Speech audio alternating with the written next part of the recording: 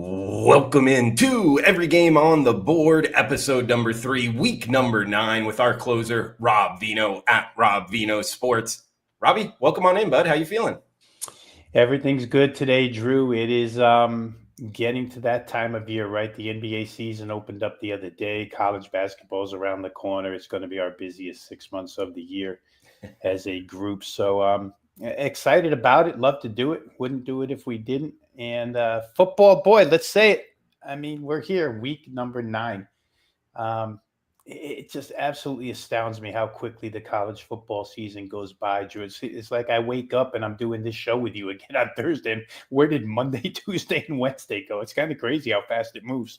Oh man, you're telling me. And now we got NBA starting, college basketball as well. This is a great time to be a sports bettor. And if you're new to Every Game on the Board podcast, wherever you're downloading your podcast at, Every Game on the Board. We're also going live on Twitter at Drew Martin Betts, at Rob Vino Sports. We talk every single game on the FBS college football slate, going down in rotation order, numerical order, those little numbers next to the team names. So we got 183, 184, Missouri and Vanderbilt, the first game we're talking for this episode, and we're going down through the rest of the Saturday slate. So let's start it here, Robbie. 3:30 Eastern. It is Vandy minus 2.5 as the home favorite, 53 and a hook being the total. I was seeing some projections for the college football playoff. People are starting to put Vanderbilt in there, Robbie. They might be for real. Missouri, obviously a good team themselves. What are we thinking? Missouri at Vanderbilt in Nashville.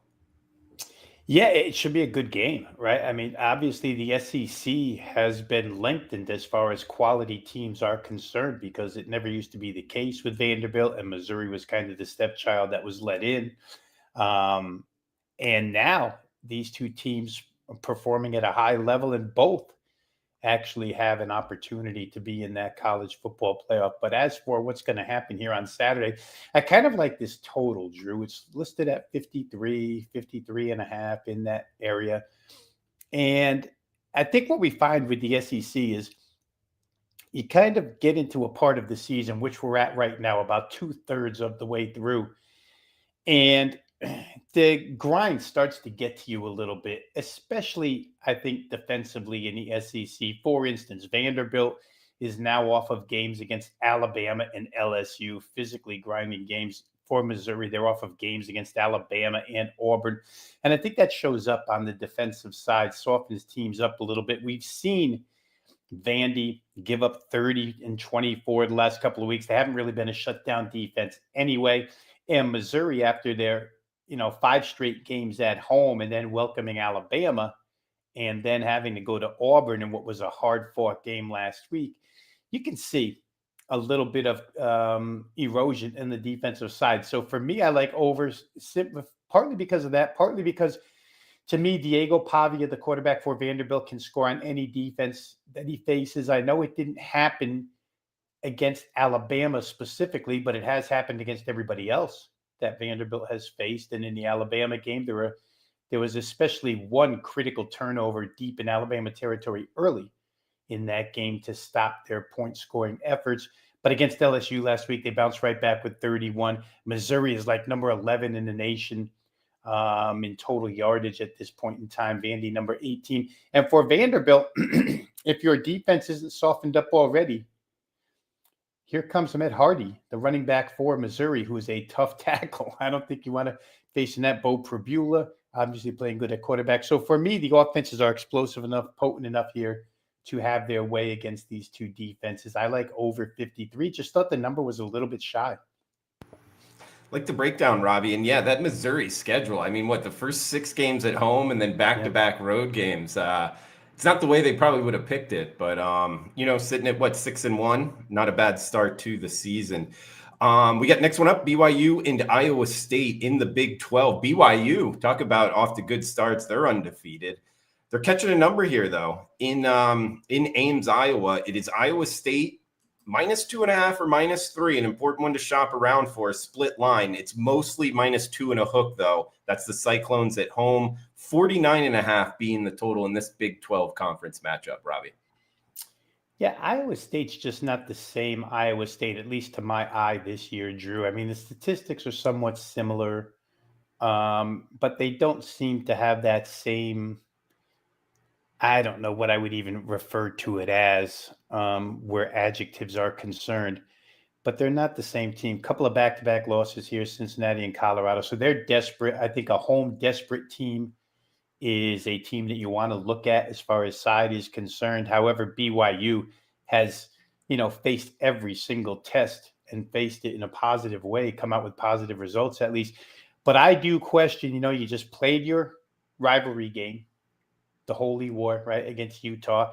That was a hard fought game, and now you're going to travel on the road to play Iowa State. I think Iowa State, Drew, what I would probably point to directly is when we think of Iowa State, we think of a kind of physical trench type style team. And I don't know that they're all that this year. BYU is, but I don't like the situation for them whatsoever here. Like I say, when you come off the Utah game and then have to fly and play a team that's off two conference losses and desperate for a win, I think situationally, it's probably going to override any fundamental advantages that BYU might have as far as personnel is concerned or matchups are concerned. So for me, it would be a play on Iowa State simply based on, and we know that college football games a lot of times are decided basically on situation. And I think this one screams towards the Iowa State side.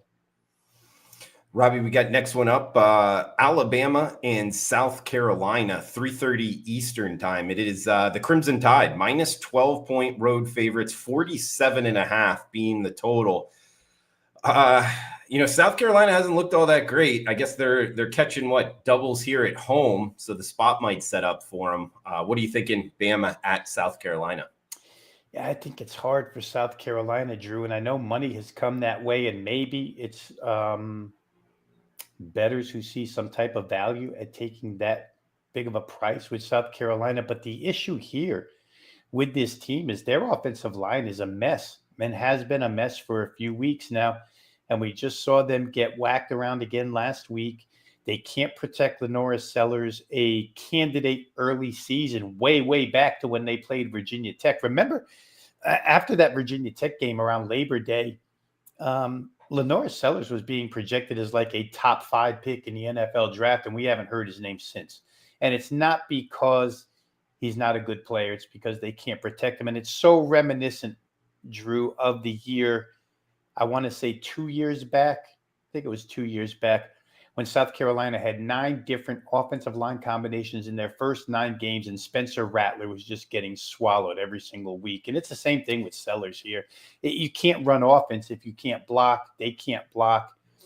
Alabama certainly can score. Ty Simpson looks every bit the part of being one of the 10, 12 best quarterbacks in the country. So it's going to be hard to keep up for South Carolina here unless they can force some kind of turnovers on the defensive side. I guess if you're betting South Carolina in this game, you're likely banking on their defense's ability to maybe stop Alabama or contain them in some form. I don't know if they can contain them enough. I would either bet Alabama in this game, or I would look towards team total and maybe play Alabama's team total over and just say, if South Carolina is going to hang with this team, they're going to have to score. I don't know how they stop Alabama right now, especially since that offense is so often 3 and out. Like it, Robbie, is we got a big one up next. College football playoff implications in the Group of 5 conference, kicking us off on Saturday from Memphis, Tennessee, 12 noon Eastern, 9 a.m. Pacific. It is South Florida at Memphis. We're seeing USF -5 and a hook or -6, depending where you're shopping, as the road favorite, 59.5 being the total. I'll tell you, Robbie, we've seen South Florida take some money because they were 3.5 or 4. Now they're flirting with the touchdown road favorites. Memphis's quarterbacks beat up a little bit. They lost to UAB. I guess they are at home, but South Florida's been a wagon, man. I like USF in this matchup. How do you feel? Yeah, I'm not even deterred by the line, Drew. In fact, on a personal note, I bet this game, I think yesterday morning I think I got 5. It could have been 5.5. I have to go back and look. But regardless of the price, it's now up to 6. And it's 6 for good reason. I'm with you when you use the term wagon to describe South Florida. They're just that much better. They're a cut above every other team in that conference this year. I think we saw it early on when they were playing extremely good competition and winning their first 2. then getting beat by Miami in that third one when they tried to get 3 in a row. But since then, they just offensively, they're that much better than everybody else in the league. But the biggest improvement is on the defensive side. And to your point about Memphis having a banged up quarterback and Brendan Lewis, that certainly factors in here against the USF defense. And it's a game where, Memphis 4 years was kind of in the same style or trait characteristic, so to speak, as South Florida as far as pace is concerned offensively, but Memphis has slowed down a little bit. They don't go nearly as fast as USF does. And I think that USF pace just grinds on teams. Eventually, you wind up caving. I don't think Memphis's defense is good enough to hold up from the opening kickoff, to tell you the truth. So for me, it's definitely a play on South Florida. I think the folks that have bet this thing from 3.5 to 6 are on the right side. The only question now is you don't want to get in on the terrible end of the line. I don't think you want to let it get to 6.5. I think this is probably, as far as being a smart bettor is concerned, I'm not saying South Florida can't win by 10. I'm just saying as far as being a smart bettor is concerned, play it now. I don't see it going backwards anytime soon. So for me, it's South Florida. I think they'll win this game fairly easily. Robbie, any interest in USF? I think it's like plus 120 or something of that nature to make the college football playoff. I tell you the truth, Drew, I think they are the best, whatever we're calling it nowadays, group of 5, group of 6. I think they are the best of that bunch. So I would probably have some interest in that, plus 120. I think their only loss is to Miami, right? Yeah. And they've got a couple of quality wins thrown in there. And if they win the conference and then win the conference championship, yeah, I think that could definitely be in fact, now that I think about it, they beat Boise. Yeah. So that would eliminate Boise. Yeah, that sounds like a fairly decent play. And looking at any interest in making a run, surprising some people, or? Well, I think last year, or excuse me, at the beginning of the year, we saw them. Now, I guess the question you would have to ask yourself is the Miami game, that result, is that the reality? Is that where the ceiling ends for South Florida? Or was that just a game where they were a little bit overwhelmed and having a second shot at it, they could perform better? I'd probably fall in the latter and in that decision-making there. And then I would say that it depends how the bracket falls. Yeah. You can get some favorable matchups inside that bracket. So at this point in time, all we can do is be proactive and maybe project. But with so much college football left, it's hard to tell how that bracket's going to set up. But they're good enough, Drew. I mean, you give them a chance. SMU last year, how they made it all the way to Penn State. Yeah. And then Boise State played Penn State. So those were two teams kind of, I know SMU was ACC, but they're kind of that group of 5 status because that was their first year in the ACC. And they did a little bit of a job there. I feel like South Florida could get in and maybe win a game. They could surprise somebody. Yeah, it's just more for kind of like entertainment looking at it now, because when you look at the bracket, people will put it up of what the rankings are and put the group of 5 team in there. Right. And I think if it ended today, they would be playing in Tuscaloosa against Alabama in the 5-12 game. It's fun to think about, but you're right. I mean, there's so much football left to play. No way it's just going to, or likely not going to finish that way. So, yeah, we'll move down the list here. Wisconsin and Oregon. We get Oregon minus 31.5 as the home favorite, 45 being the total in Eugene. Yeah, Wisconsin is a disaster. And we see 7 or 8 head coaches fired already, and Luke Fickell could very well be next. I mean, he went up there to Wisconsin and it hasn't panned out. And we saw what an angry Oregon team can do last week when they absolutely destroyed Rutgers. I don't know that Wisconsin is any better than Rutgers. They're probably not. So you could almost get that same result. The question, of course, becomes Oregon's interest level. How badly do you want to beat this team? The phrase is often used, can name their own score. But offensively, with Dante Moore and that balanced attack, rushing and passing, you saw last week against Rutgers had no chance, Drew. They had no chance. First 5 or 6 drives were all touchdowns, just boom, boom, boom, up and down the field. Didn't matter how far they had to go. Could be the same against Wisconsin. I wonder And again, we're not inside locker rooms. So unless you get a true report that you believe, I just wonder if Wisconsin's situation inside that locker room isn't one of those that's like, you know what, we're done. Season's over. This is not what Wisconsin plays football for, to be below 500 and not make a bowl game. So I could see the mentality on that team just being gone out to lunch, so to speak. And if that's the case, I can't take them even with 31.5. Somebody has. They bet it down from 34.5 to 31.5. And God, the total's only 44. So 31.5 point favorite with a 44 total. 38-6, I guess, is what they're trying to tell you here. And I could see that happening. Yeah, it doesn't give you a lot of wiggle room with that total and side combo. And we got another big point spread up next here, Robbie. Oklahoma State at Texas Tech. Texas Tech minus 37 and a hook as the home favorite, 55 and a hook being the total. And the Red Raiders, not sure if their quarterback's going to be playing, but they're going to have to win by near 40 points here, Robbie, to cash this ticket. Are you liking anything in Lubbock? Well, I wouldn't lay it, Drew, only because I don't do that sort of thing. Lay 37.5 points. You never know. But I would say that this is the exact same scenario as we just talked about. Texas Tech is off of a loss, which wrecked their unbeaten season. That's what happened to Oregon before they played Rutgers last week. And Oregon went all the way cross country, angry as heck, and demolished Rutgers. And Texas Tech doesn't have to go anywhere. They're at home.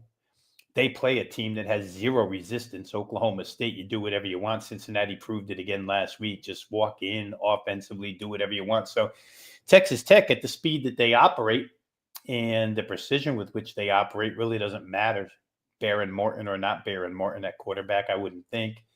They're going to have their way. They're so much better in the trenches on both sides. And again, Texas Tech's defense, they gave up 26 to Arizona State, but I don't know that it's really I don't know that it's a signal to folks to say that, you know, they're not as good as they looked early on this year. I still think they're an extremely good defense. And Oklahoma State, while they have no defensive resistance, they have no offensive punch. So you could see Texas Tech is one of those teams, Drew. Joey McGuire is a little bit different as head coach than maybe when they had Mike Leach, who might want to go to 70 or 80 against this team. Joey McGuire will slow it down at some point, but I could see Texas Tech reaching the 56-point level. Rob, we'll head to the Pacific Northwest up next. Illinois and Washington in the Big Ten Conference matchup, 3:30 Eastern time. It is -4, -4.5. There is a 3 and a hook out there, so some opinion in the marketplace. 54.5 being the total. The Illini on the road in Seattle taking on the Huskies.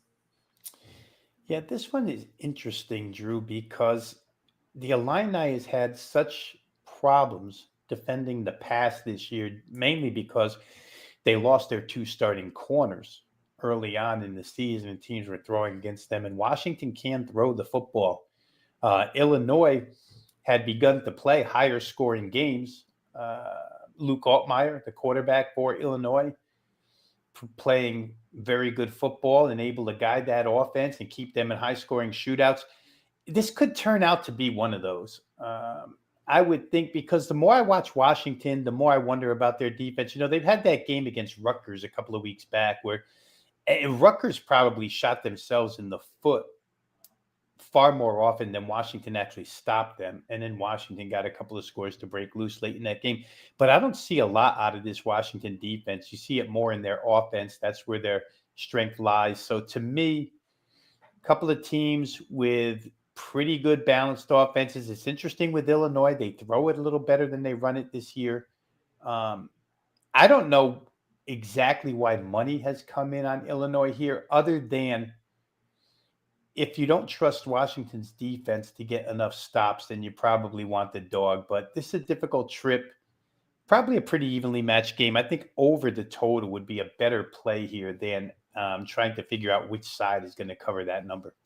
Yeah, and the totals come down a little bit, so you get a little bit better number with 54.5. We got about 5 games left here, Robbie. Giving a little love to the chat box going on YouTube. And we get Zach in the house. Best show on YouTube, breaking down the game. Well, thank you, Zach. Appreciate you listening. Corp in the house saying, great job, guys. Been a loyal listener for several years now. Your insight is great. Bayou Bets in the house. Remember you, Bayou. Thanks for stopping by. Adam as well saying time flies. Bayou Bets bringing up something here, Robbie. I know you're an NBA guy. Rest in peace to those Terry Rozier unders, LOL, with everything going on.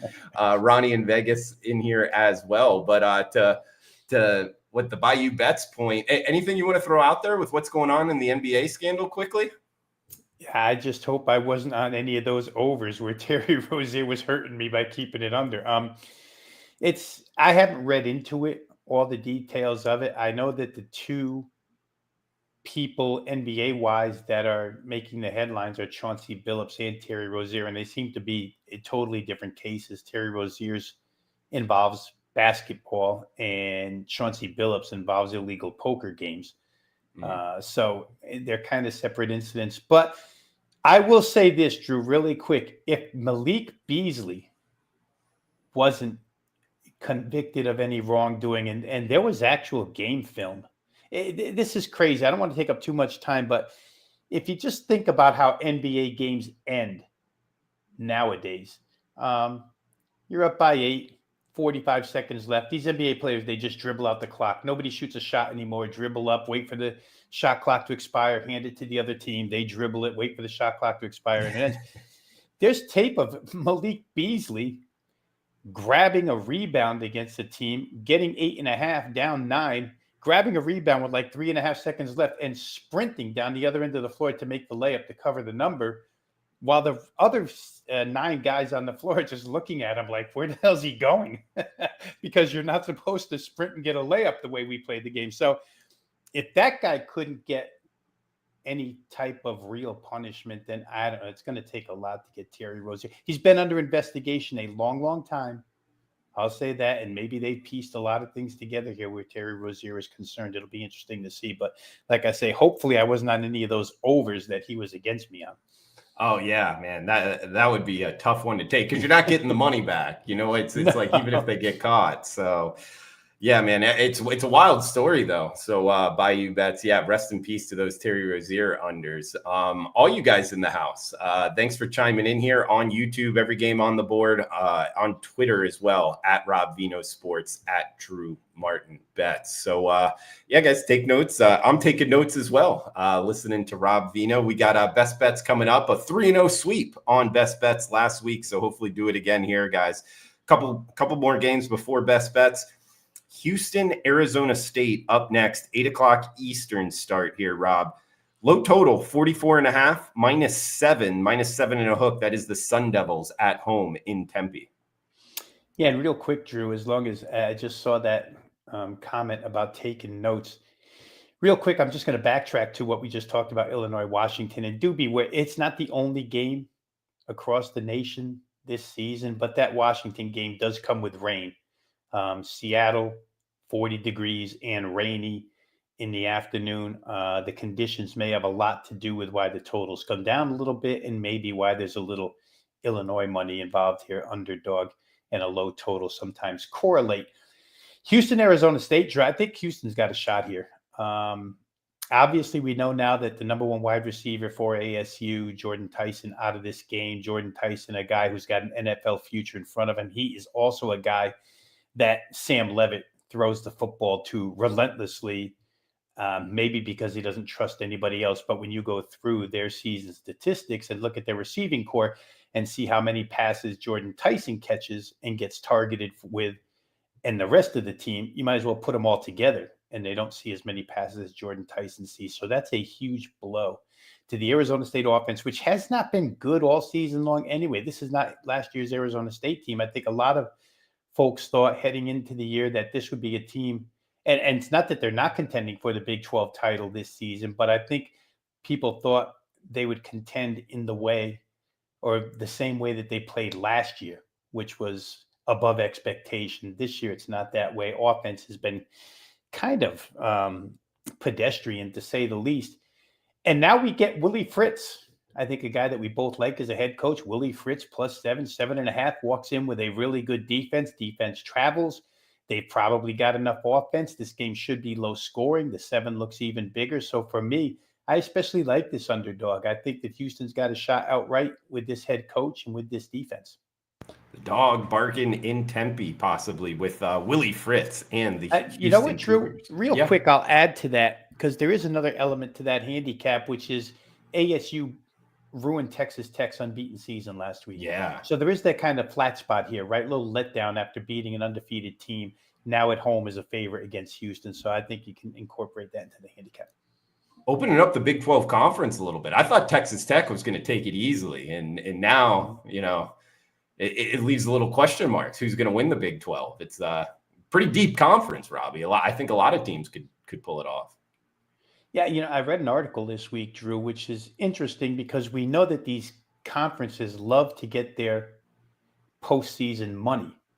And we've seen it before in college basketball, especially where at conference tournament time, let this team win in the conference tournament so we can get an extra team into the NCAA and get an extra paycheck. And now with teams in the Big 12, as you just mentioned, beating up on each other, it looks as if the Big 12 commissioner thought they were going to get 2 into the playoff. And now that doesn't seem too likely. A lot can still happen, but now after Texas Tech lost, it looks like maybe only 1, which would cost the conference a little bit of money. So, I'm not trying to say that these results are predetermined, but sometimes you wonder with these conferences, they do like their postseason money. Yeah. Follow the money for sure. As we got next one up, Robbie, interesting handicap here, 3:30 Eastern, FAU at Navy. Talk about contrasting styles. We are seeing the midshipmen -14, so -2 touchdowns here. There is a hook on some of those 14s, 62 being the total. So the Owls versus the midshipmen up next. Well, the first thing this is to me, the first thing I knew was definitive was that Navy's going to score in this game. FAU has zero prayer of stopping the Navy offense, which, as I've said time and time again, extremely balanced now with Blake Horvath, that quarterback, able to complete passes. So take that, and I went immediately to Navy team total, which was 38.5. And now I got to ask myself, are they going to get to 40? FAU's capable of allowing 40, no doubt about it. Look at the other side, FAU and their offense and how fast it operates. I think they're the number 1 tempo team in the country right now. They run plays at, I think, 18.9 seconds per play, which is extremely fast. I mean, I follow this stuff every single year, and I don't remember a team running plays in less than 19 seconds. But that's what FAU does with Zach Kittley and company. Can they score on Navy? And it's entirely possible. And their team total is down in the 23.5 range. You're asking FAU to get to 24 in this game. Problem is, of course, with any military academy, the counter to that would be, yeah, Rob, but, Navy's just going to run the ball and grind the clock out. You're not going to get enough chances to get to 24. But my retaliation to that nowadays, Drew, is always, it's one thing to say that a team prefers to run the ball, but it does not mean that every single drive is 4 yards, 3 yards, 3 yards, first down, 5 yards, 3 yards, 4 yards, first down, clock grinding. Navy is like 3 yards, 4 yards, 35-yard pass play, next play touchdown. They do it in a different way than what is, traditionally thought of to be the military academy way. So you might get enough possessions here. FAU might have enough 3 and outs. I would look at it one of 2 ways, either the full game total over or the FAU over 23.5. That's the way I would look at this one. And Robbie, a follow-up question to you with Navy's defense. I think I said it last week or the weekend before. FAU's offense is one of those offenses, if they can score, they're going to score a lot.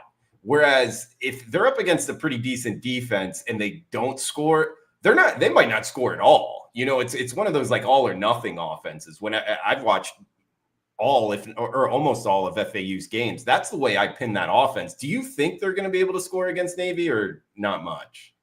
No, I think they'll be able to score against Navy. And the game you talked to, I mean, if we just ran back the tape of our show last week, I remember exactly. We were talking about FAU against South Florida, and the total was 73. Yeah. And I think we both agreed FAU is not going to contribute enough against that South Florida defense. This total isn't 73. Navy's defense isn't the South Florida defense. So Florida Atlantic probably can do enough in this instance. But I totally remember what we talked about last week, and you're absolutely right.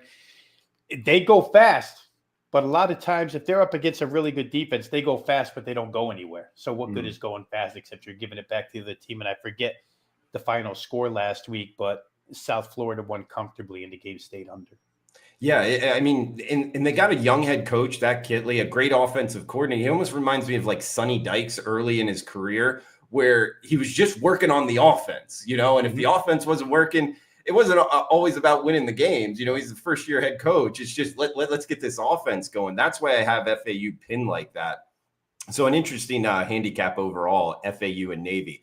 Moving down the list here, another fascinating handicap, in my opinion here, Robbie. Toledo at Washington State. We are seeing the Cougars -1, -1.5 at home, 45 being the total.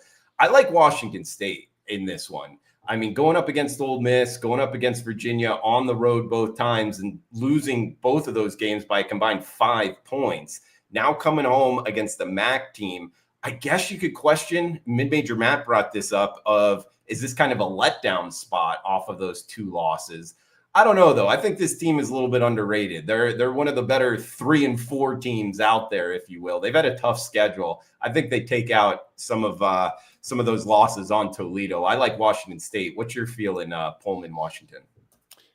Yeah, when's the last time Toledo's visited Pullman, Washington? I mean, this is probably a first. Yeah, that road trip, first of all, is insane for a MAC team to be going there. But that's what happens when you have a 2-team Pac-12 and they're just scrambling to get their schedule filled because they don't have any other conference mates except Oregon State. I totally agree with you on the assessment of Washington State. It's a team that early on looked like, because of all the defections, because the head coach left for Wake Forest, because of the brand new coaching change, bringing an FCS guy in there to run the show, it just looked like they were going to be disjointed. But wow, they've played really good. They play hard. Their defense has gotten better. The offense still isn't perfect, but it's getting better.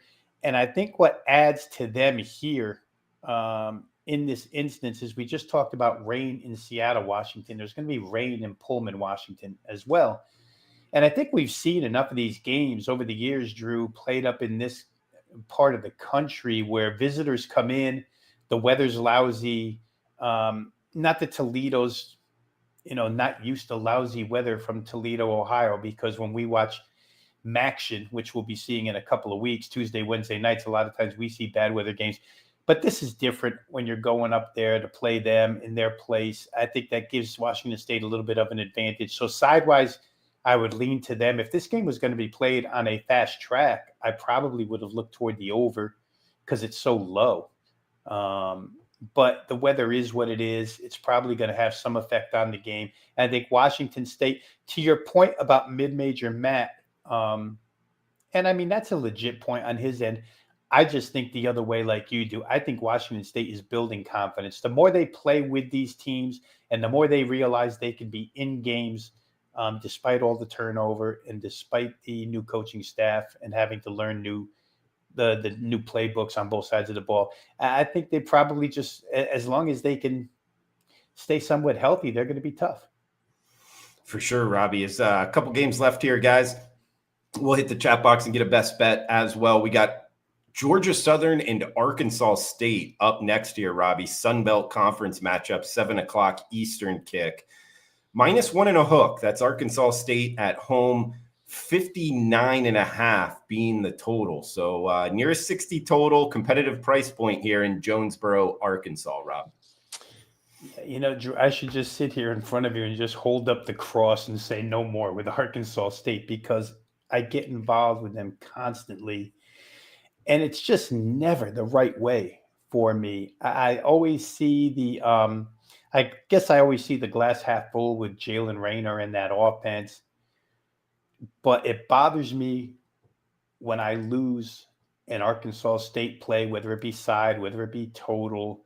And then I have to look at Butch Jones, who I don't especially think is a good head coach anyway. It just bothers me. So Georgia Southern's been kind the last couple of weeks. They pulled out some overs for me. I would love to get there with this one, but I don't think I can.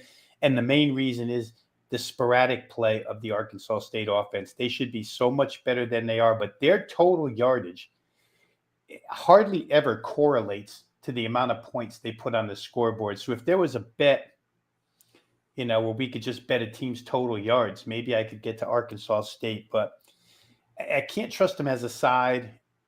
Can't trust them with the total because I don't know what they're going to produce. I guess if you were going to bet this game, I'm looking right now real quick at the line movement here from 2 down to 1.5. Looks like there's some affection for the Georgia Southern side, but I don't know that I want them on the road either. Arkansas State did have one breakout game a couple of weeks back, and at home they could have another for all I know. So I'm probably just done with Arkansas State.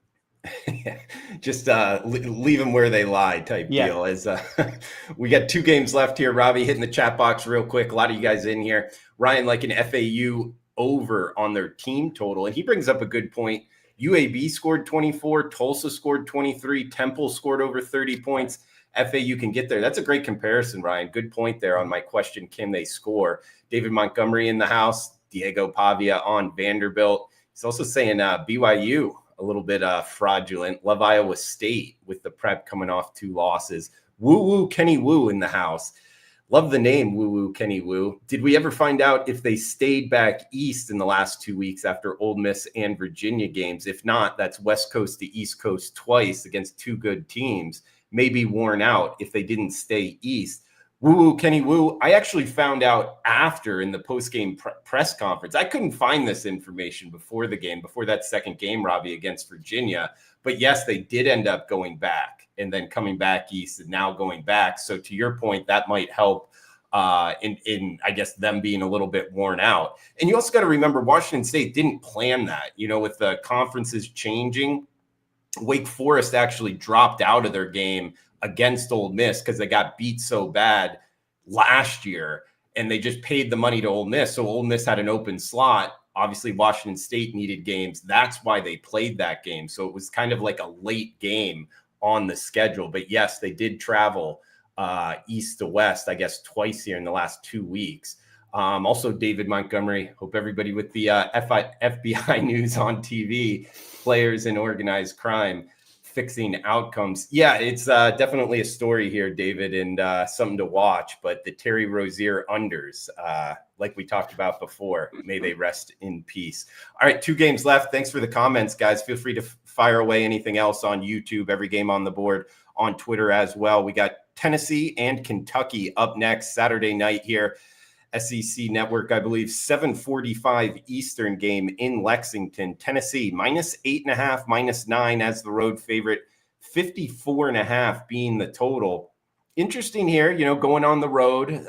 In my opinion, the more talented team for Tennessee. Kentucky, there's also some rumors here is Mark Stoops kind of on his last gasp as the Kentucky head coach, Robbie. What are you thinking in Lexington? They are catching more than a touchdown. Yeah, I think a couple of things here. A, the Alabama-Tennessee result looks a lot worse than it was. Last week's game, Tennessee, I think they have the ball on the 1-yard line right before halftime with a chance to go in, and they get picked with a few seconds left in the first half. So instead of it being 16-14, scoring a touchdown from the 1-yard line, they get intercepted. Alabama runs it 99 yards for a touchdown, and instead of 16-14, it scores 23-7. And that kind of decided the game right there. Tennessee was in that game very much so to that point. One play did make the difference. For Kentucky, I remember sitting with you last week, Drew, and saying, I may kick myself after this, but I think maybe Texas has turned a corner. Texas hasn't turned any corner. Arch Manning is driving that car that keeps smashing into the walls on both sides, and it's never going forward, just smashing into things. Last week against Kentucky, Kentucky got the style of game that they love. Let's just make it a rock fight, 17-13 or whatever it was, and we'll hang in there. If your offense isn't good enough to capitalize on stuff, then we're going to be there the whole way. They were. I just think this Tennessee team presents a whole different problem for Kentucky defensively. If we just start with the fact that Kentucky cannot move the football, you're able to stay in the game with Texas because Texas also cannot move the football. Here, Tennessee can get up and down with the best of them. They're going to go at rapid pace, which Texas doesn't do. I think Tennessee is the right side here, Drew. I think they recouped last week's game with a big win here, and I don't see Kentucky doing what they did last week, 2 weeks in a row, simply because the matchup, to me, opponent's offense versus the KU or the UK defense, it's not the same. It's totally different here with Joey Aguilar and the Tennessee offense. Robbie, we got last game on the card here, 207, 208 to finish off the every game on the board for week 9, 7:30 Eastern in Laramie, Wyoming. It is Colorado State and Wyoming. It is the Cowboys, -4.5 as the home favorite, 46 and a hook being the total in elevation. As we speak real quick, because this is so important, the weather in Laramie, Wyoming for Saturday is mostly sunny and a high of 62. So you're not going to get issues in Laramie. That being the case, Jay Norvell is now out as Colorado State head coach. He had turned over play calling duties a couple of weeks ago, and all of a sudden Colorado State learned how to score points. Wyoming has been a sneaky good passing team by their standards this year, and Colorado State defensively doesn't stop anybody. This is one of those games, Drew, where I'm not going to build a case for either of these teams being high potency, high octane style, scoreboard churning offenses, but I will build the case for a number of 46.5 against one team that's gone through a coaching change, and the offensive or the new play caller seems to be able to get the offense moving, that being Colorado State, and Wyoming being able to pass this year, which they haven't been in the past. 46.5 just seems way too low to me. A 24-23, a 27-20. All these combos that fall on 47 are available to cash here. So I like this one over the total, especially with the good weather. You muted yourself. Oh, thanks, Robbie. Yeah, no, good weather in Laramie. That is important this time of year. So looking towards the over 46 and a hook. Rob Vino at Rob Vino Sports. Robbie, you got a best bet for us? Yeah, let's go back to where we started here. We started on 183, 184. So off of the games that we discussed here, Drew, you know what? I got a pretty good sense that Willie Fritz might pull the upset here. So I'm going to take 7 with Houston as the best bet for this week. Numbers come down. We lost a little bit of value here, 8.5 down to 7. But I still think they can play within this. Again, solid defense. Arizona State, not good offensively to begin with, now strapped without Jordan Tyson. I'll take Houston, best bet, +7. And Rob, there's a couple shops. I'm seeing 2 of them, +7.5, -120. If somebody can grab that, would you say pay the 20 cents for the hook? Oh, I would. That hook is important on that number. So, yeah, if you can still find it available out there and you have to pay the extra 10 cents, I probably would, +7.5, -20. And how do you feel about +240 money line?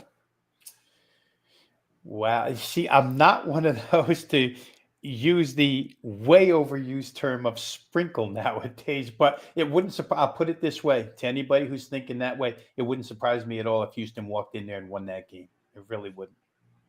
Yeah, a little money line. If you're feeling like a little gambler there with the Cougars, +240, Willie Fritz as the money line underdog. We got Lucas in here saying, did you chat about UCLA, Indiana? Yeah, we chatted about every single game. So you can find it on YouTube, Apple Podcasts, Spotify, every game on the board. We hit that earlier in the show, guys. So, yeah, guys, Robbie, we made it to the end here. Great stuff. As always, you can check out Rob Vino at wagertalk.com. You can check him out on Twitter at Rob Vino Sports. He's been money. Obviously, he knows his college football. NFL's been rolling well for him. Robbie, anything else you want to throw out there before we shut this down? Yeah, I just like to conclude it, Drew, each week with thanking the audience. You and I were talking off air about how long we've been doing this particular show, you as host, myself as an analyst on this show for a lot of years since the original Sports Memo. So thanks to everybody. It's repetitive, but I'll say it again. Thanks to everybody who's been with us since way back in the Sports Memo days before it even became a offspring of the Wager Talk umbrella, but when it was originally Sports Memo. Those of you who have been there with us since then, we appreciate you. Guys that are, with legalized betting opening up all over the country, those of you folks that are new to betting and are starting to tune in to us to see if you can get some advice. Hopefully, the goal here is to give you a couple of things that you didn't know before you turned it on. Hopefully we're doing that for you. Good luck to everybody. We appreciate y'all. And I tell you what, Drew, it'll be week 10 next week. It'll feel like I go to bed tonight and wake up and I'm looking at you again. Yeah, the early week goes fast this time of year. No doubt about it, Rob. Guys, check him out on Twitter at Rob Vino Sports, wagertalk.com as well. All right, that's going to do it for the Week 9 podcast. We'll be back next week. Come back and join us. Until then, cash those tickets. Enjoy the weekend.